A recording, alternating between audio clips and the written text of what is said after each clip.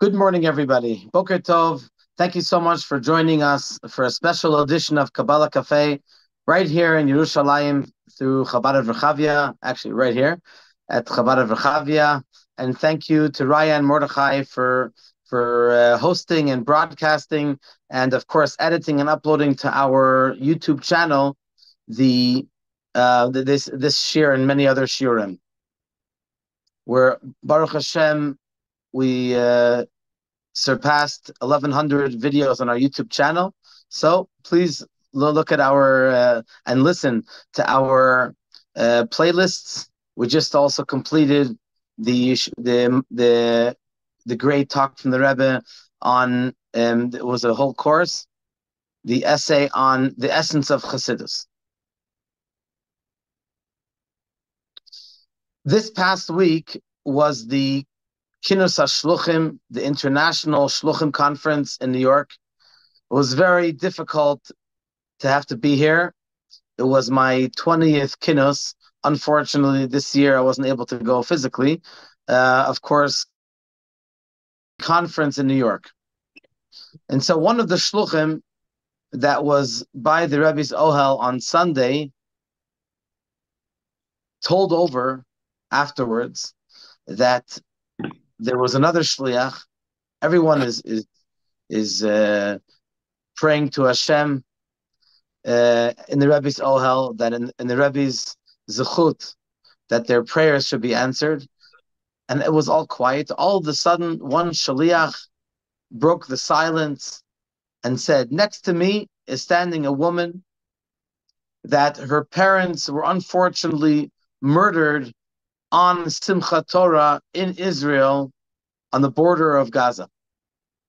And therefore, we ask that everyone say a special prayer for her, that she should have the energy to continue to cope and to build up her life, and in memory of her parents that were murdered and her husband and 3 children that were taken hostage through the Hamas. Yimach Shemam v'zichram." The next day, Monday, this past Monday, Chabad of Israel organized a chartered airplane to bring 150 families of the hostages to come to the United States. There was a very moving program at the Rebbe's Ohel. They all went in and they asked for a special bracha. Then they went to Washington to the massive rally, and they also, through Chabad's connections, they met with senators and different very important people on both sides of the aisle, and to do their best to try to get their family members out of a hostage.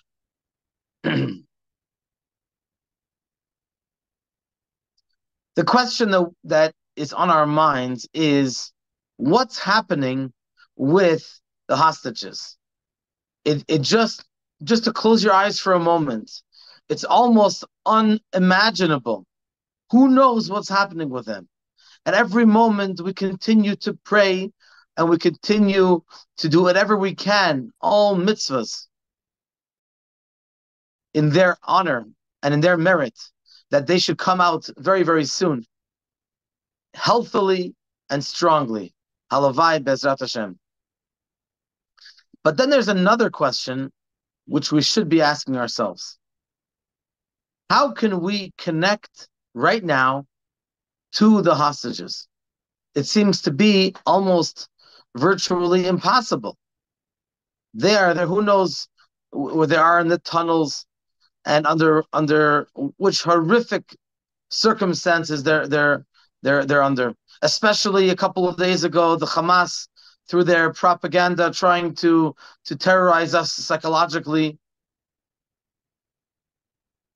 played a video of the soldier, the female soldier.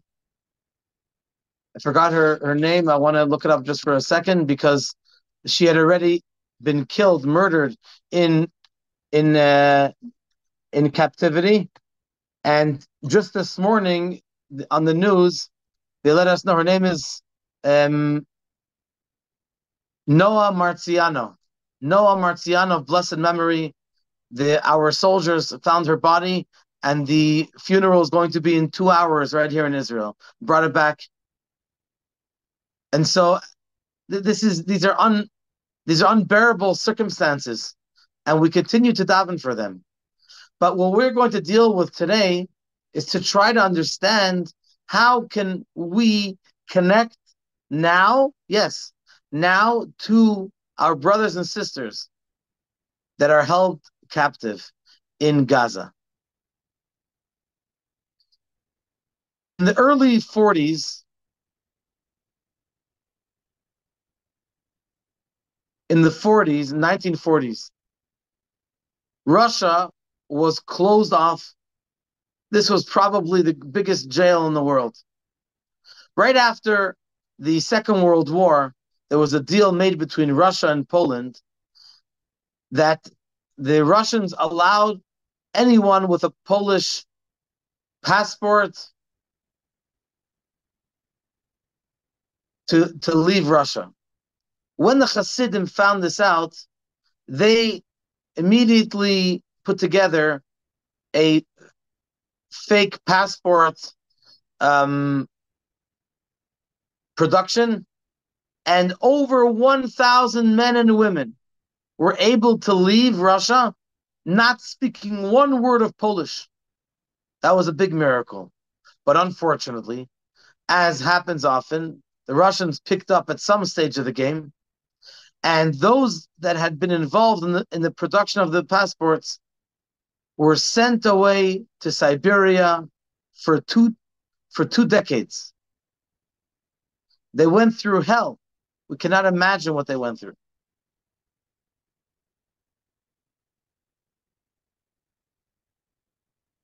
In the 60s, the Rebbe sent to Russia a young man by the name of Rabbi Binyamin Katz of blessed memory.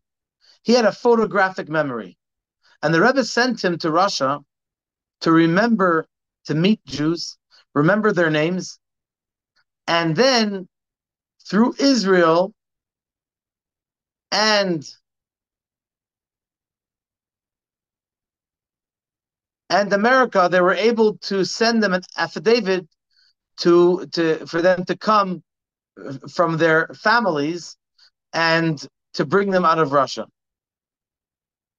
One time in 1965, Rabbi Katz came to Russia. After 20 years, the Hasidim did not see anyone from outside of Russia. On the last night, he met a certain family that were in a quiet, secret, dark alleyway or secretive place. And as he's talking to them, all of a sudden, from the back, two young men grab him and take him. He was freaked out. He was sure they were the KGB.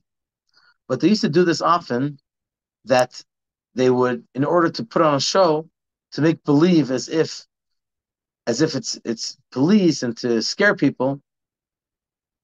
So they would do that, and then they would bring him to a quiet place, and then they would be able to have a conversation with him.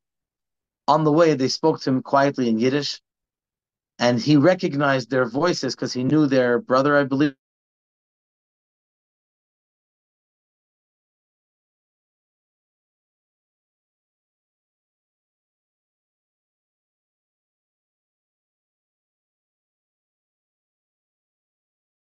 Outside of Russia, are we here all alone?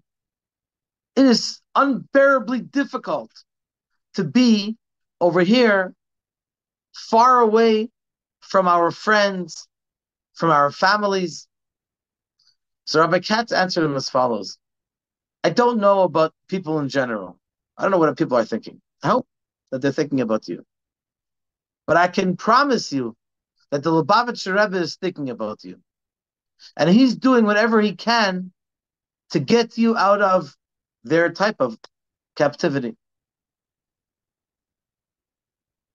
This was echoed this Monday by Natan Sharansky, who spoke at the massive rally in Washington.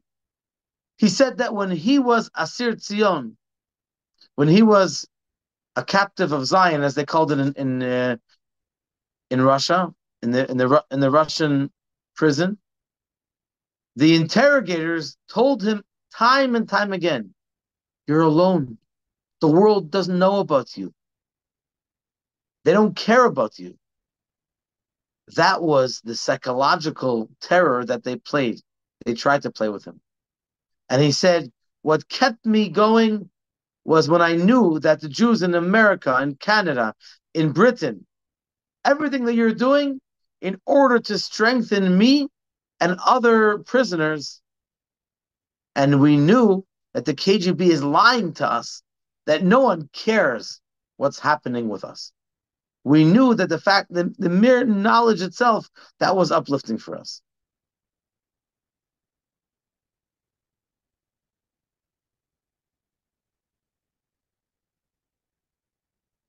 So how can we influence our brothers and sisters that are in captivity in Gaza? So this is what I want to share with you, and then I'm going to connect it to the Parsha. There are two words in Hebrew that I think you should learn because they're so powerful, especially when they're put together. Machshava, mo'elet. Machshava is thought, lachshov. Mo'elet means that it's beneficial. Naturally, us as human beings, we think that if you do something, only when you do something with your hands, then that's real. But if you just think about someone, big deal. What kind of effect does it have? I just thought to myself. Seemingly, thought is not action. It's not something which you do, which you accomplish. So let me tell you a short story that happened at a Farbrengen of the previous Rebbe in the early 40s after he came to America.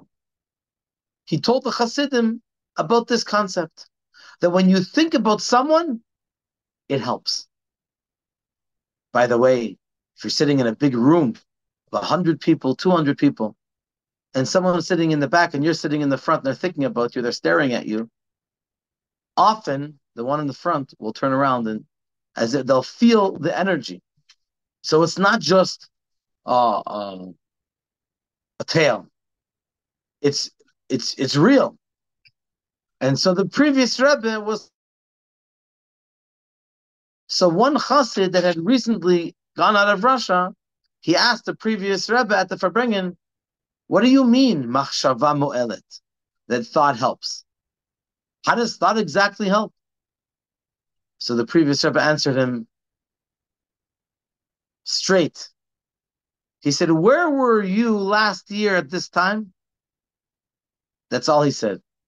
And it was clear that this chassid was in Russia, and because the Rebbe, the previous Rebbe, thought about him, that gave a special bracha that he should be able to leave. This concept of machshava mo'elet, that thought helps, is something which is very, very powerful. And we have to try to develop this, to think about our brothers and sisters in Gaza. Of course, about our soldiers, but right now we're focusing on the hostages.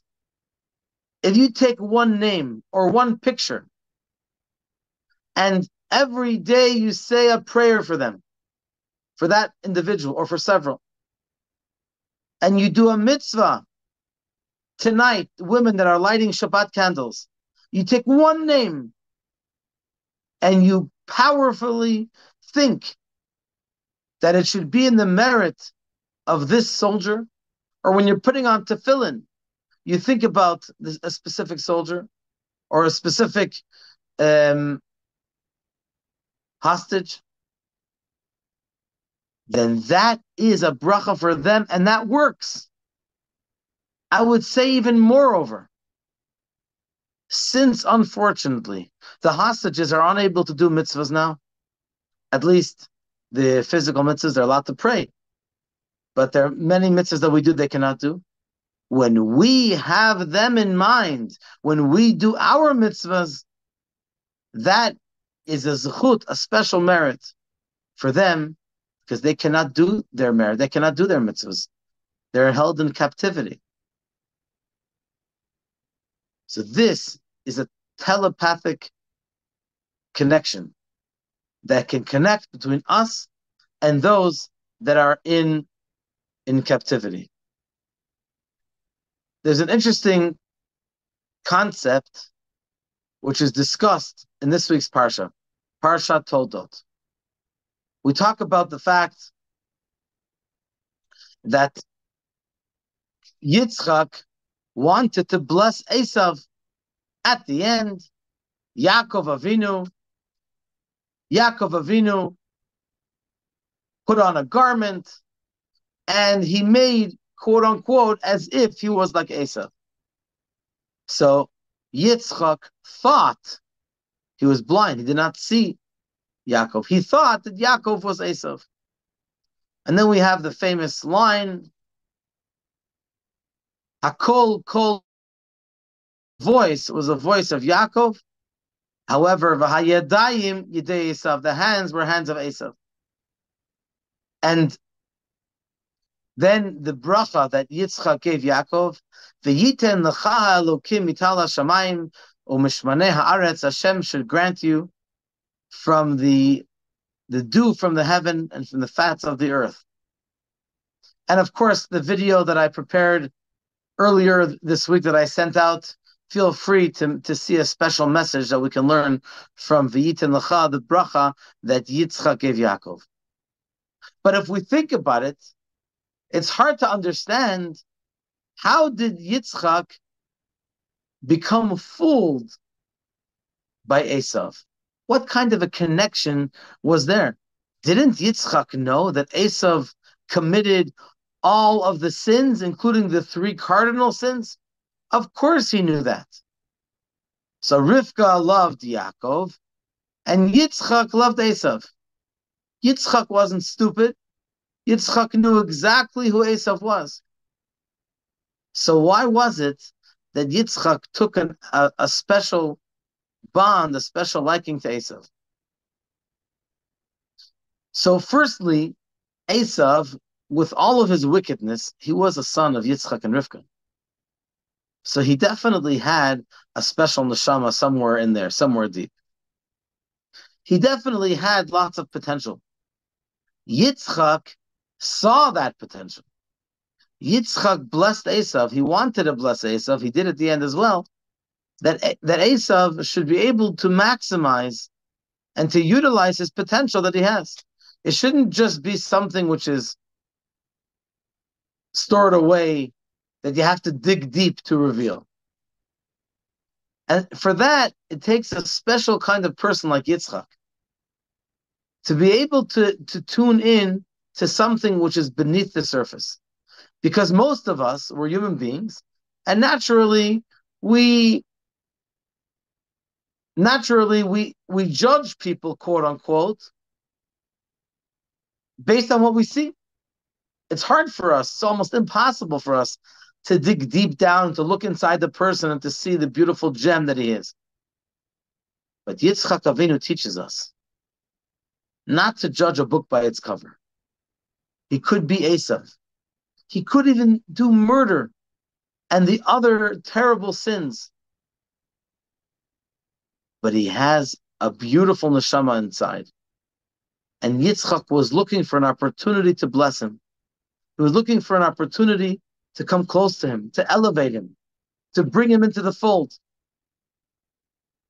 Now I'm going to change the context into the same context that I used in the beginning of the shir. And that is that sometimes a person is in captivity and we have to tune into that individual. Esav was in captivity. Just think about his neshama, think about his soul. How lost, how far he had gone. Yitzchak said, I'm going to connect, I'm going to bond, I'm going to do telepathy, I'm going to bless him. He looked for an opportunity. Yitzchak ohev et Esav. Yitzchak loved Esav. And this teaches us, in any type of captivity, to always remember those that are in captivity. One of the greatest mitzvahs is to bring a person out of captivity. Now, usually we think that to be in captivity is to be taken away forcefully, like what happened at Simchas Torah on the border of Gaza, in those towns that were on the border, that are on the border. But captivity can also be spiritual captivity. Captivity can also be a person who is lost, a person who feels that deep inside they feel as if they don't count. They feel as if maybe no one is embracing them. So they feel in a spiritual captivity. They may not have an opportunity to do a mitzvah. They may not even know about the mitzvahs. But they want their neshama is crying out, please help me. Did you know that the Alter Rebbe says in the Tanya that every neshama is in captivity? Just picture in your mind, the neshama, everyone's neshama is a chelek eloka mimal mamash. Literally part of God. So what happens to the neshama? The neshama comes into the body. The body is foreign. It's not clearly godly. So all of a sudden the neshama finds itself in a situation that in captivity, almost like in jail. And we know that ein chavush matirat atzmo, someone that's in captivity cannot let themselves out. So we are Baruch Hashem free, so to speak, we need to do whatever we can to bring them out of captivity. So that's the message of today, learning from Yitzchak, how to have machshava mo'elet, how to try our best, not to give up on anyone, not spiritual captivity, not literal captivity, but it's the greatest mitzvah to bring someone out of captivity. And you can be a shaliach, you can be the emissary, you can be the messenger to bring a person out of captivity, and they should be together with us to enjoy Yiddishkeit, to enjoy life. There is so much to be that we need to be grateful for. Therefore, we have to try our best to be like Yitzchak Avinu. And I'm going to suggest, to conclude, that this is the reason why our sages tell us that when Mashiach comes, everyone is going to say LeYitzchak, specifically to Yitzchak, Ki Ata Avinu, you are our father. Wait a second. You have Avraham, Yitzchak, and Yaakov. What happened to Avraham and Yaakov? Are they chopped potatoes? Well, why only Yitzchak?